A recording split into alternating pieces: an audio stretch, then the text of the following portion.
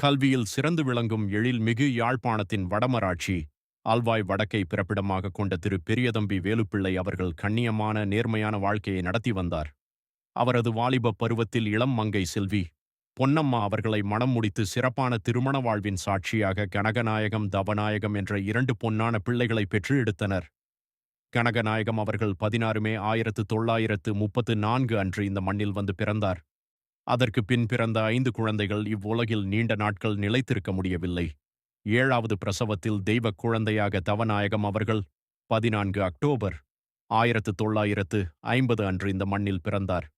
கனகநாயகம் தவநாயகம் ஆகிய அண்ணன் தம்பி இருவரும் கண்ணும் மணியும் போல ஓர் உயிரும் ஈருடலும் போல மிகவும் மகிழ்ச்சியாக வளர்ந்து வந்தனர்.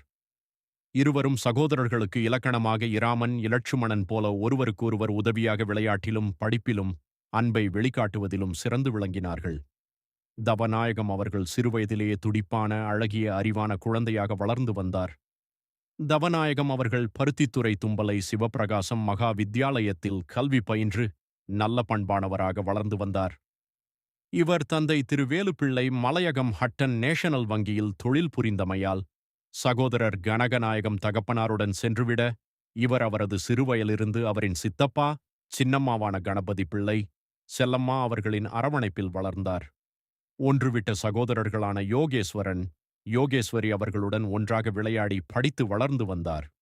மற்றும் சபாரத்தினம் சித்தப்பாவின் பிள்ளைகளுடன் சேர்ந்து வளர்ந்து அவர்களுடன் சேர்ந்து விளையாடி தனது இளம் பருவத்தில் மிகவும் மகிழ்ச்சியாக வாழ்ந்து வந்தார். அவரின் மாமாவான நவரட்னம் அவர்களுடன் பாடசாலைக்கு சென்று வருவது சகல பிள்ளைகளுடனும் சேர்ந்து உறவாடி மிகவும் மகிழ்ச்சியாக தனது இளம் பருவத்தை கழித்து வந்தார். இவர் தனது விடலை பருவத்தில் சிறிய தந்தையின் மெத்தைக்கடை வர்த்தகத்திற்கு உதவி செய்து அங்கேயே ஆரம்ப காலத்தில் வேலை செய்தார். அதன் பிறகு சிறுவயதிலேயே வாகனம் ஓட்டுவதற்கு கற்று சிறந்த வாகன ஓட்டுநராக வலம் வந்தார். காலம் உருண்டோட இவர் திருமண வயதை அடைந்துவிட அவர்களின் பெற்றோர் திரு வேலுப்பிள்ளையும் திருமதி பொன்னம்மாவும் சேர்ந்து திரு கந்தவனம் திருமதி லட்சுமி பிள்ளை அவர்களின் ஏக புத்திரியான செல்வி திரிபுவன தேவி அவர்களை அம்மி மிதித்து அருந்ததி பார்த்து உற்றார். உறவினர் சாட்சியாக இறைவனின் ஆசீர்வாதத்துடன் 2 ஜூன் 1976 அன்று மாங்கல்யம் சூடி தனது ஆத்மார்த்தமான மனைவியாக ஏற்றுக்கொண்டார். இருவரும் நிலவும் நீரும் போல ஒருவருக்கொருவர் உறுதுணையாக வாழ்ந்து கணவன் மனைவி உறவுக்கு ஒரு முன்னுதாரணமாக வாழ்ந்து வந்தனர்.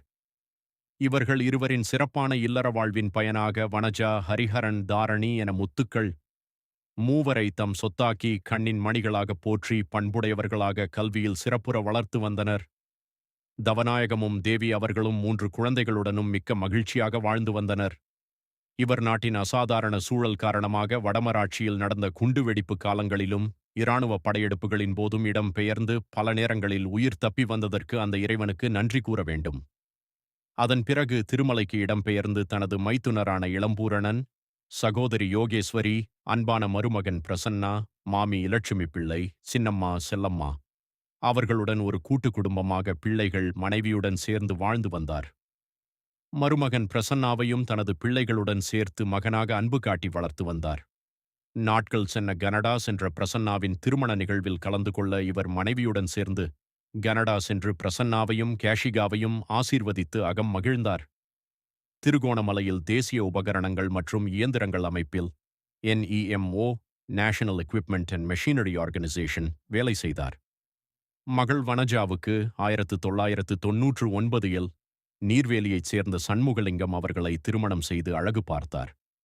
அவர்களுக்கு பிறந்த மூத்த மகளான அபித்ராவுடன் கொஞ்சி விளையாடினார். தனது மூத்த பேரப்பிள்ளை என்று அன்பை வாரி கொட்டினார். அதன் பிறகு அச்சுதன் அட்சகா என அவரின் பேரப்பிள்ளைகளைக் கண்டு பெருமிதம் அடைந்தார். இவர் பேரப்பிள்ளைகளின் பிறந்த நாளுக்கும் பூப்புனித நீராட்டு விழாவுக்கும் மனைவியுடன் சேர்ந்து லண்டன் சென்று வந்தார். தொடர்ந்து தாரணியின் வைத்தியருக்கான பட்டமளிப்பு விழாவில் கலந்து கொண்டு மிகவும் மகிழ்ச்சியாக இருந்து வந்தார். அதனைத் தொடர்ந்து புலோலியைச் சேர்ந்த டாக்டர் நந்தகுமரன் அவர்களுக்கும் தாரணிக்கும் திருமணம் செய்து வைத்து மனம் நிறைவு பெற்றார். அவர்களின் குழந்தைகளான அனுஷ்கா அக்ஷயா இருவரையும் 1 வருடமாக ஆஸ்திரேலியாவிலிருந்து வளர்க்க உற்ற துணையாக இருந்தார். மேலும் ஹரிஹரன் அவர்களுக்கும் பொலிகண்டியைச் சேர்ந்த சுமதினி அவர்களுக்கும் திருமணம் செய்து வாழ்வில் நிம்மதியடைந்தார். அவர்களுக்கு பிறந்த அபிஷன் வருஜன் அவர்களுடன் சேர்ந்து தானும் ஒரு குழந்தையாக மாறி விளையாடுவார். அவர்களை பாடசாலைக்கும் தனியார் வகுப்புகளுக்கும் பூப்பந்து விளையாடுவதற்கும் அழைத்துச் செல்வார்.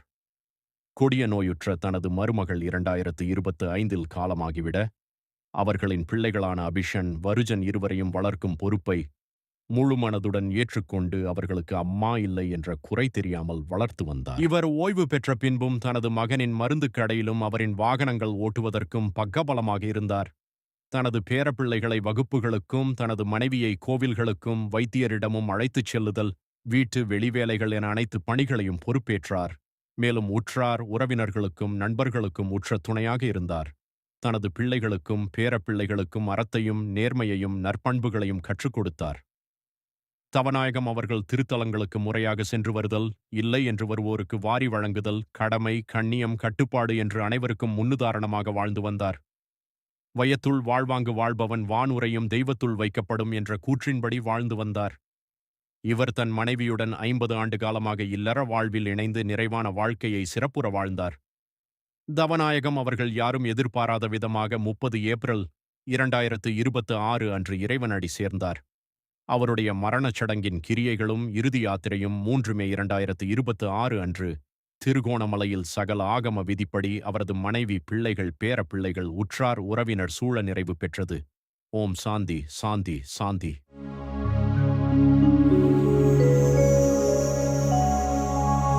ஓம் நம சிவாய.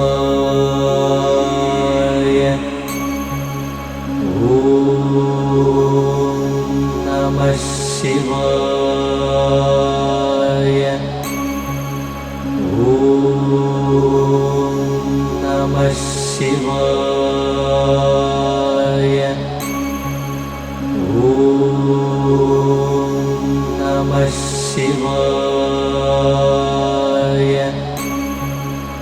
ஓம் நம சிவாய. ஓம் நம சிவாய. ஓம் நம சிவாய. ஓம் நம சிவாய. அல்வாய் வடக்கை பிறப்பிடமாகவும் திருகோணமலையில் வதிவிடமாகவும் கொண்ட அமரர் திரு வேலுப்பிள்ளை தவநாயகம் அவர்களின் 30ஆம் நாள் நினைவஞ்சலி. இன்றைக்கு 30ஆம் நாள் நினைவு நாள். அவைந்த குடும்பத்தினர் வீட்டு ஆத்மா சாந்தி வேண்டி எங்களுக்கு முதியோர்களுக்கு உணவளித்திருக்கிறோம். அவர்களுக்கும் குடும்பத்தினருக்கு மனமார்ந்த நன்றிகளை தெரிவித்துக் கொண்டு அவருடைய ஆத்மா சாந்தி வேண்டி தவநாயகம் ஐயாவின் ஆத்மா சாந்தி வேண்டி இறைவனை பிரார்த்திப்பதோடு ஒரு நிமிடம் அகவணக்கம் செலுத்துவோம்.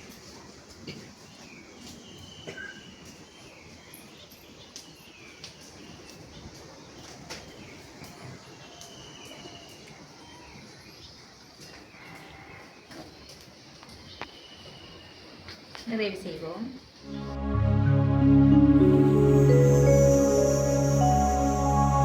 ஓம் நம சிவாய.